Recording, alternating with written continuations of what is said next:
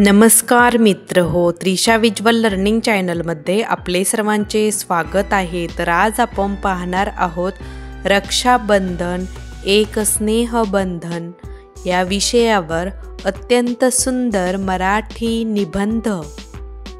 रक्षाबंधन हा हिंदू संस्कृतीतील एक महत्त्वाचा सण आहे, जो मुख्यतः भावंडांमधील प्रेम, आपुलकी आणि नात्याची घट्ट वीण दर्शवतो। रक्षा म्हणजे संरक्षण आणि बंधन म्हणजे बंध। याचा अर्थ असा की हे बंधन रक्षणाचं, प्रेमाचं आणि विश्वासाचं आहे। रक्षाबंधन श्रावण महिन्यातील पौर्णिमेच्या दिवशी साजरा केला जातो।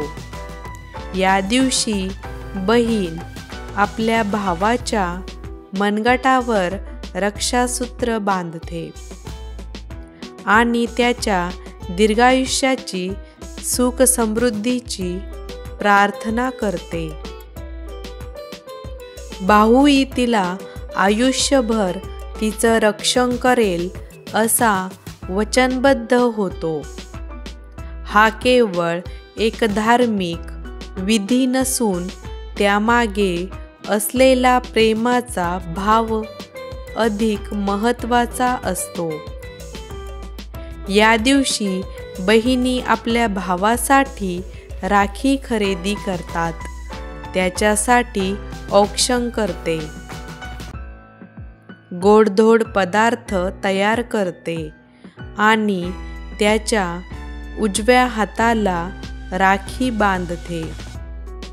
काही ठिकाणी बहीण आपल्या भावाला तिळगुळ, श्रीखंड, पुरणपोळी, लाडू अशा पारंपरिक गोड पदार्थांनी तोंड गोड करते। भाऊ तिला एखादं गिफ्ट देतो आणि त्याच्या प्रेमाची, काळजीची जाणीव करून देतो। रक्षाबंधन सणाच्या निमित्ताने कुटुंबात एकत्र येण्याचं, प्रेम वृद्धिंगत करण्याचं एक सुंदर कारण मिळतं।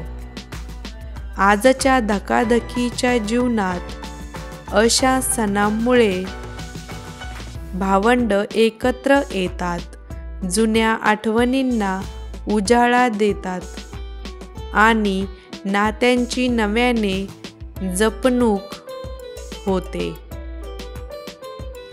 सध्या काळात फक्त खऱ्या भावंडांपुरताच हा सण मर्यादित राहिलेला नाही। अनेक महिला सैनिकांना, पोलिसांना, सामाजिक कार्यकर्त्यांना राखी बांधून त्यांचं संरक्षण करते म्हणून स्वागत केलं जातं। काही मुलं आपली बहीण नसतानाही जवळच्या मैत्रिणीला, शेजारच्या मुलींना बहीण मानून राखी बांधतात। ही आपल्या संस्कृतीतील उदात्त भावना दाखवणारी बाब आहे। निष्कर्ष, रक्षाबंधन हा फक्त एक सण नाही, तर तो प्रेम, जबाबदारी, एकजूट आणि विश्वास या भावनांचं प्रतीक आहे। अशा सणांमुळे आपली पारंपरिक मूल्य जपली जातात। म्हणूनच रक्षाबंधन साजरा करताना त्यामागील प्रेमभावना समजून घेणं आणि ती जपणं सर्वात आवश्यक आहे। धन्यवाद। अशाच प्रकारच्या नवनवीन निबंधांसाठी आमच्या चॅनलला अवश्य सबस्क्राईब करा।